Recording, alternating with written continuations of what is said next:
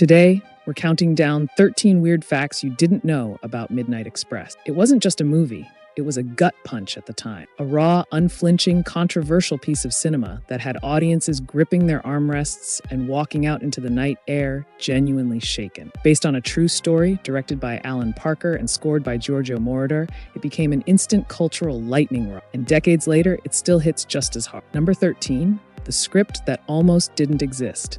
Here's where the whole story really begins, and it almost didn't. Oliver Stone wrote the screenplay for Midnight Express while he was still struggling to find his footing in Hollywood. He'd had a rough go of it creatively, and by his own admission, he was in a pretty dark personal place. He adapted the script from Billy Hayes' memoir in a white-hot burst of intensity, and the result was so raw, so visceral, that it practically leapt off the page. Stone won the Academy Award for Best Adapted Screenplay for this film, his very first Oscar. Sometimes desperation produces genius. Number 12, Billy Hayes was not exactly thrilled. You'd think the man whose life story made it to the big screen would be over the moon. Billy Hayes, the real guy, the American student arrested in Turkey in 1970 for drug smuggling, had complicated feelings about the finished film. Hayes felt the movie portrayed Turkish people in a broadly negative, almost villainous light that didn't reflect his actual experiences. He's been vocal about this over the years, even apologizing publicly to the Turkish people for what he felt was an unfair portrayal. The real story, he insisted, was more nuanced than what ended up on screen. Number 11, Giorgio Moroder changed cinema with this soundtrack. Before Giorgio Moroder became synonymous with synth pop and Donna Summer, he crafted one of the most influential film scores in cinema history right here. The Midnight Express soundtrack was a revelation, pulsing, electronic, entirely synthesizer-driven, at a time when orchestras were still considered the gold standard for serious films. It won the Academy Award for Best Original Score, and it essentially opened the door for electronic music to be taken seriously. Moroder's main theme, The Chase, became one of the most recognizable pieces of music of the late 70s, a landmark moment hiding inside a very dark film. Number 10, Alan Parker almost didn't direct it. The director's chair almost went to someone else entirely. Producer David Putnam had the project in development and went through a number of conversations before landing on British director Alan Parker. Parker was best known at the time for the charming musical drama Bugsy Malone. Yes, the one with the kids and the custard pies. The leap from splurge guns to a harrowing Turkish prison drama is, to put it mildly, a significant. Parker himself acknowledged the tonal whiplash, but dove in headfirst.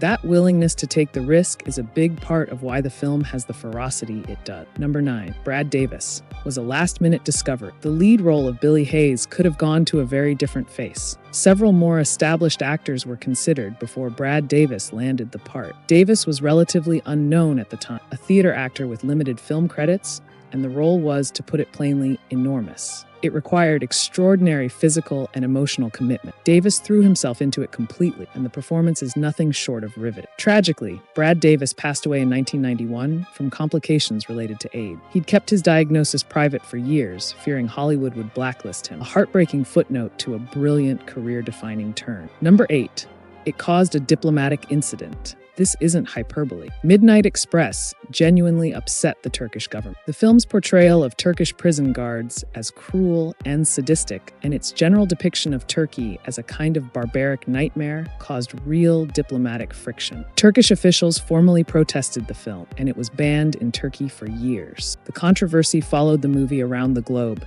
and actually became part of its cultural identity. Whether you see the film as bold truth-telling or irresponsible caricature largely depends on your perspective, but nobody could argue it left the world indifferent. That's the power and the problem of truly provocative cinema. Number 7, the tongue scene was almost cut. If you've seen the film, you know exactly which scene we're talking about. The moment where Billy bites off a guard's tongue during a confrontation is one of the most startling sequences in the entire movie, and it almost didn't make the final cut. There were serious discussions during the editing process about whether it went too far, whether it would push the film into exploitation territory. Alan Parker ultimately kept it in, arguing that it was a pivotal expression of Billy's psychological breaking point. It remains one of the most discussed scenes in the film's legacy, and once you've seen it, you don't forget it. Number 6, it launched John Hurt into the stratosphere. John Hurt was already a respected British character actor before Midnight Express, but his portrayal of Max, Billy's broken, poetic, deeply tragic fellow prisoner, elevated him to a completely different level of recognition.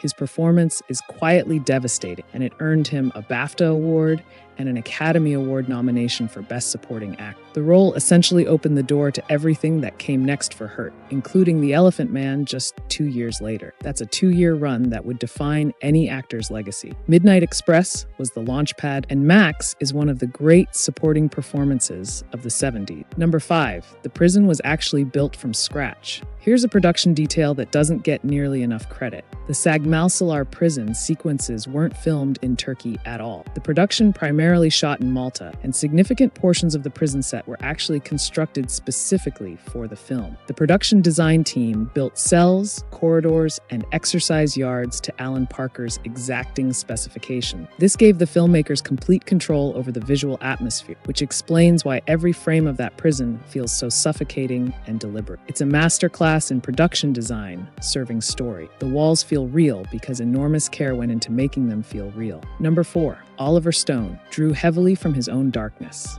Oliver Stone has spoken openly about the fact that writing Midnight Express was a form of personal catharsis. Stone was a Vietnam veteran, dealing with significant trauma, substance use, and a sense of profound disillusionment with America and the world. He identified deeply with Billy Hayes, the feeling of being trapped, of systems failing you, of survival by any means necessary. That biographical undercurrent gives the screenplay its raw, almost feverish energy. It doesn't read like a detached adaptation. It reads like someone who understood the emotional truth of the story from the inside. Stone poured himself into every page. Number 3, the film sparked a real debate about drug tourism. When Midnight Express hit cinemas, it arrived at a very specific cultural moment. The 70s had seen an explosion of Western travelers, particularly young Americans and Europeans, moving through countries like Turkey, Morocco, and Afghanistan, sometimes carrying drugs with increasingly serious legal consequences. The film became an unexpected cautionary tale. Travel advisories changed. Parents showed it to their kids. It entered the cultural conversation as a warning about the very real and very serious legal systems that existed beyond Western borders. Whether intentional or not, Midnight Express shifted drug laws in a way no government pamphlet ever could. Number 2, the real Billy Hayes actually escaped. Different. This one is genuinely fascinating. In the film, Billy's escape is dramatic and violent, involving a confrontation with a prison official. In reality, Billy Hayes escaped from a different, lower security island prison called Imrali Island by stealing a small rowboat and rowing to the Turkish mainland, then making his way overland to Greece. Oliver Stone and the producers took significant creative liberty, constructing a more cinematically satisfying ending. Hayes has discussed this discrepancy many times over the years. The real escape was arguably more extraordinary in its quiet audacity, but Hollywood, as always, had its own ideas about what made a better story. Number 1, it won 2 Oscars, but was overlooked for Best Picture. Here's the fact that still raises eyebrows among film historians. Midnight Express was nominated for 6 Academy Awards, including Best Picture and Best Director. It won 2, Best Adapted Screenplay for Oliver Stone and Best Original Score for Giorgio Moroder. But the Best Picture prize that year went to The Deer Hunter, another Vietnam-era film grappling with American identity and the trauma of unjust imprisonment. The competition was extraordinary, and yet, the fact that Midnight Express walked away without the top prize has always felt like unfinished business to its admirers. It remains one of the most powerful films of its decade, Oscar or not. And there you have it, 13 reasons why Midnight Express is so much more than just a dark film from 1978. Which fact surprised you the most? Let us know in the comments, and we'll see you back here on the next trip down memory lane. Take care of yourselves out there.